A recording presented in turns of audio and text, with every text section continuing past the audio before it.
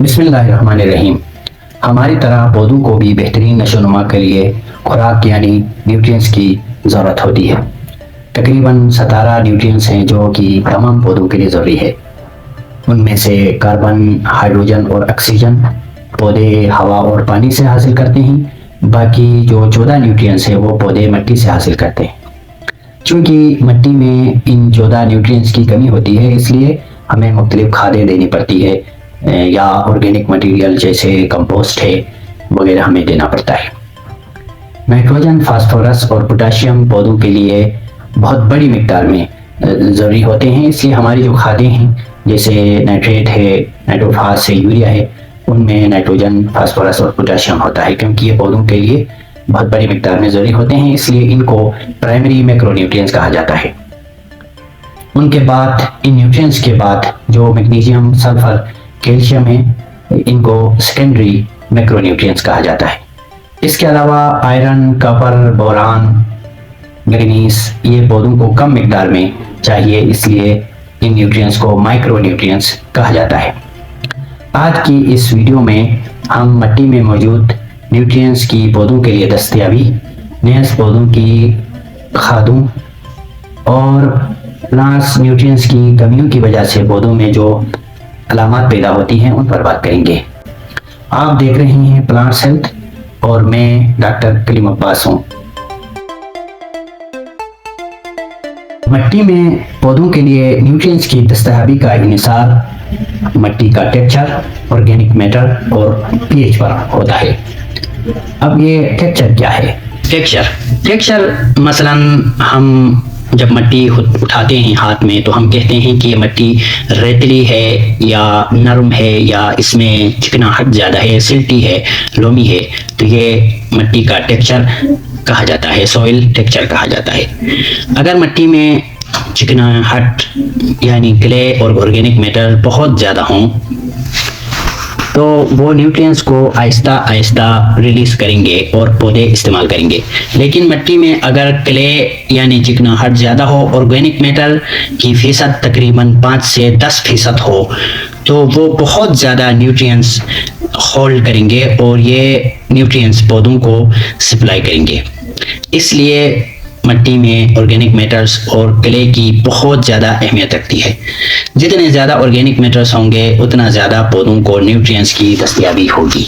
इसके बरअक्स अगर मिट्टी में क्ले और ऑर्गेनिक मैटर की कमी होगी तो पौधों को न्यूट्रिएंट्स की दस्तयाबी नहीं होगी। जैसे रेतीली ज़मीन में ऑर्गेनिक मैटर की कमी होती है, वहाँ न्यूट्रिएंट्स पौधों को दस्तयाब नहीं होते, इसलिए पौधे रेतीली ज़मीन पर उनकी बेहतरीन नशोनुमा नहीं होती है। जैसा कि मैंने शुरू में कहा, पौधों को न्यूट्रिएंट्स की दस्तयाबी के लिए सॉइल टेक्सचर, पीएच और ऑर्गेनिक मैटर पर डिपेंड करता है। अब पीएच क्या है? सॉइल पीएच असल में मिट्टी में तेजाबियत या असासियत का इज़हार है। दूसरे अल्फाज में सॉइल पीएच एसिडिटी और अल्कलिनिटी की सॉइल में डिग्री को जाहिर करती है। अगर पीएच कम हो या ज़्यादा हो तो पौधों के लिए न्यूट्रिएंट्स की दस्तयाबी मुतासिर होगी। नेस मिट्टी में मौजूद जरासीमों की सरगर्मियों को भी मुतासिर करेगी। बहुत से फल और सब्जी पीएच थोड़ी सी तेजाबी हो या न्यूट्रल हो तो बहुत से फल और सब्जी बेहतरीन ग्रो करते हैं, लेकिन पीएच ज़्यादा हो तो बहुत से पौधे ग्रो नहीं कर सकते। अब पीएच को बढ़ाने के लिए यानी तेजाबियत से असासियत की तरफ यानी अल्कलिनिटी से बेसिसिटी की तरफ ले जाने के लिए पिसा हुआ चूना डालना होता है। अगर पीएच को तेजाबियत की तरफ ले जाना है तो फिर हम सल्फर की खादें देते हैं। हमारी ज़मीनों में बोरान, जिंक और दीगर माइक्रोन्यूट्रिएंट्स की कमी होती है जिससे फूल और फल गिरते हैं, लेकिन हम तो नाइट्रोजन, फास्फोरस, पोटाशियम खादों के ज़रिए देते हैं, लेकिन हम माइक्रोन्यूट्रिएंट्स जिंक, आयरन, बोरान वगैरह हम नहीं देते। इसलिए आप देख रहे हैं हमारे इलाके में फूल गिरते हैं और फल गिरते हैं। मिट्टी में या बाग में न्यूट्रिएंट्स की मौजूदगी को एसेस करने के लिए सॉइल टेस्ट किया जाता है। मुख्तलिफ यूनिवर्सिटीज़ में सॉइल टेस्ट लेबॉरेटरीज होते हैं। आप सॉइल भेजेंगे तो वो सॉइल टेस्ट करेंगे। सॉइल टेस्ट में ये बताया जाएगा कि आपकी मिट्टी का टेक्सचर क्या है, यानी वो क्ले है, लोमी है, सिल्टी है, उसमें ऑर्गेनिक मैटर कितना है और उसकी पीएच कितना है और उसमें कौन से न्यूट्रिएंट्स है और कौन से न्यूट्रिएंट्स की कमी है वगैरह। तो इसलिए पौधे लगाने से पहले सॉइल टेस्ट लाजमी है। जैसा कि मैंने कहा, सॉइल टेस्ट से हमें मिट्टी का सॉइल टेक्सचर का पता चलेगा, ऑर्गेनिक मैटर का पता चलेगा और पीएच का पता चलेगा। याद रखें, पौधे आयंस की शक्ल में न्यूट्रिएंट्स इस्तेमाल करते हैं। मसलन पौधे नाइट्रोजन को नाइट्रेट की फॉर्म में इस्तेमाल करते हैं या एमोनियम की फॉर्म में इस्तेमाल करते हैं। आपने खादों के बैग में देखा होगा कि उस बैग पर कुछ लेबल लिखा होता है NPK और एक रेशो दिया जाता है। जैसे एक रेशो 10-20-10 का ये मतलब है कि नाइट्रोजन के हर 1 किलो के लिए फास्फोरस 2 किलो और पोटेशियम का 1 किलो होना जरूरी है। अब खादों के एग्जाम के बारे में बात करते हैं। खादों के 2 बड़ी एग्जाम हैं, एक तो इनऑर्गेनिक फर्टिलाइजर है, एक ऑर्गेनिक फर्टिलाइजर है। इनऑर्गेनिक फर्टिलाइजर्स वो हैं जिनमें कार्बन नहीं होता।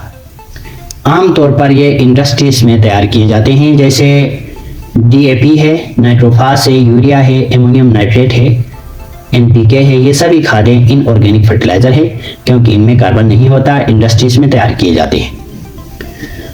दूसरी बड़ी एग्जाम ऑर्गेनिक फर्टिलाइजर है। ये वो खादें हैं जिनमें कार्बन होता है। दूसरे अल्फाज में ये जानवरों और पौधों से ही हासिल किया जाता है। इनऑर्गेनिक खादें जैसे यूरिया, DAP, NPK ये जल्दी पौधे को न्यूट्रिएंट्स फराहम करते हैं और काफ़ी देर तक पौधों को न्यूट्रिएंट्स देते हैं, लेकिन इनके इस्तेमाल से माहौल और इंसान को बहुत ज़्यादा नुकसान हुआ है। इनऑर्गेनिक खादों के बरअक्स ऑर्गेनिक खादें चूँकि पौधों और जानवरों से हासिल किया जाता है, जैसे गोबर की खाद है, तो ये इस ऑर्गेनिक खादों में जरासीम होते हैं, मुफीद फायदेमंद जरासीम होते हैं जो डिकम्पोजिशन करा के पौधों को न्यूट्रिएंट्स देते हैं। ये माहौल और इंसान दोस्त होते हैं, लेकिन इनमें जड़ी बूटियों के बीज भी होते हैं और इंसानी जरासीम जैसे E. coli भी होते हैं। तो ये बहरहाल इतने नुकसानदेह नहीं होते जितने इनऑर्गेनिक फर्टिलाइजर होते हैं। तो इसलिए हम ऑर्गेनिक फर्टिलाइजर का इस्तेमाल पर जोर देते हैं। अब पौधों में न्यूट्रिएंट्स की डिफिशिएंसी या ज्यादती से पौधों में क्या फर्क आता है उस पर हम बात करेंगे, यानी पौधों में कौन से अलामात जाहिर होते हैं उन पर हम बात करेंगे।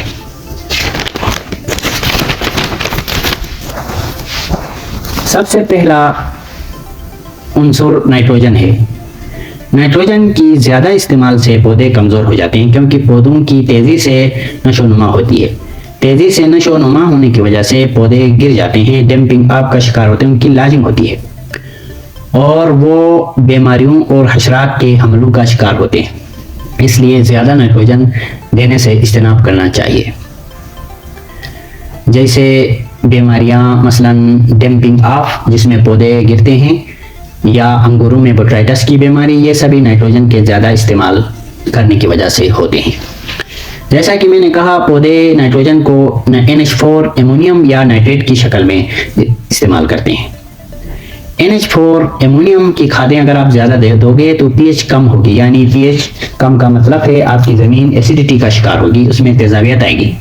लेकिन अगर आप नाइट्रेट खादें देंगे तो ये pH को बढ़ाएगा, यानी एसिडिटी से सस्यात की तरफ ले जाएगा। लेकिन नाइट्रेट ज़्यादा इस्तेमाल करने से मुरझाव और जड़ के सलाव की बीमारियां कम होती हैं। बहरहाल नाइट्रोजन प्रोटीन, DNA और RNA का हिस्सा है। इनकी नाइट्रोजन की कमी की वजह से पौधों के निचले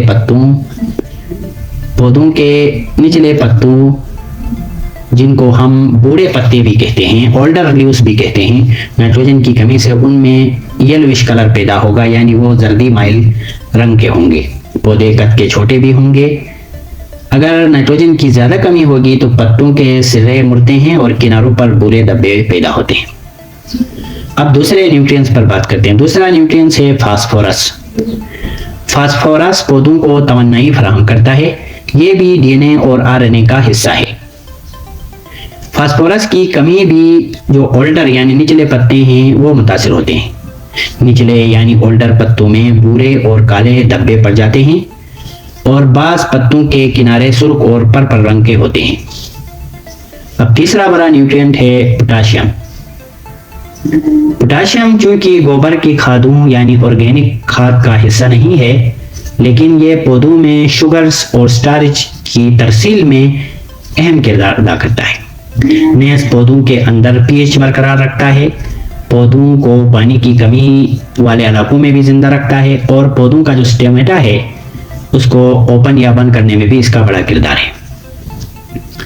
पोटाशियम की कमी की वजह से पत्तों के सिर्रे ऐसे लगते हैं जैसे जले हुए हों, जिसे स्कॉच बोलते हैं। तो ये पोटाशियम की कमी को जाहिर करते हैं। नेस पत्ते छोटे होते हैं और उनका कलर गहरा सब्ज होता है। अब हम चौथे न्यूट्रिएंट्स की बात करते हैं, वो कैल्शियम। कैल्शियम पौधों के लिए बहुत ज़्यादा जरूरी है। पौधे कैल्शियम पेक्टेट बनाते हैं जिनसे उनकी खुलियों की दीवारें सख्त होती हैं और वो हशरात और जरासीमों के हमलों से महफूज रहते हैं।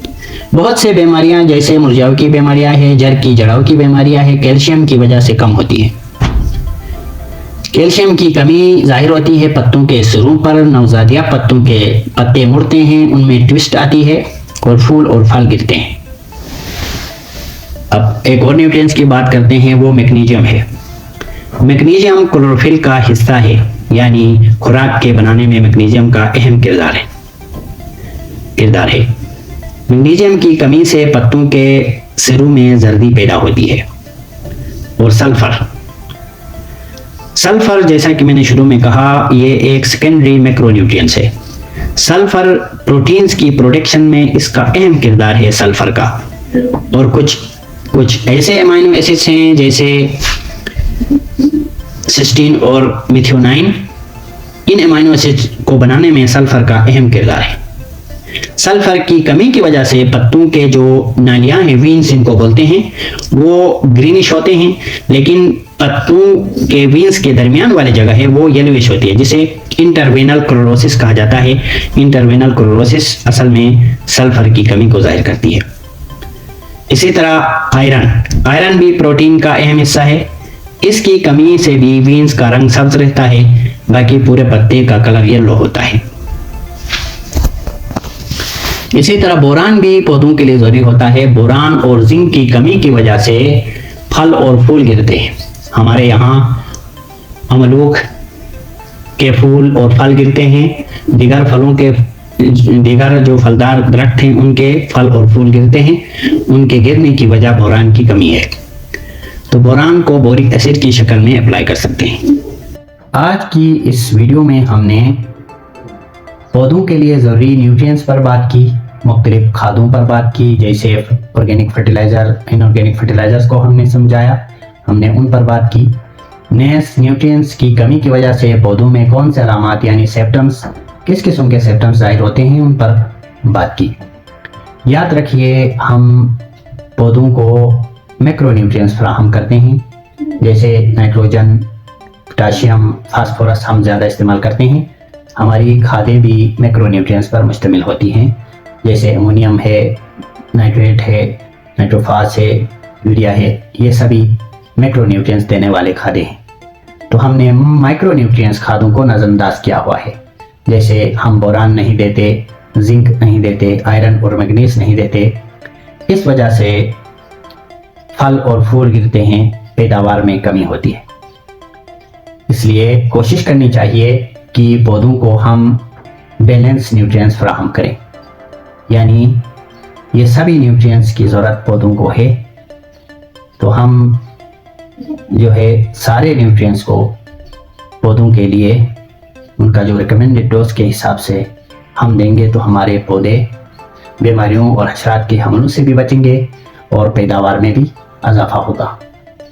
वीडियो देखने का शुक्रिया। अस्सलाम वालेकुम।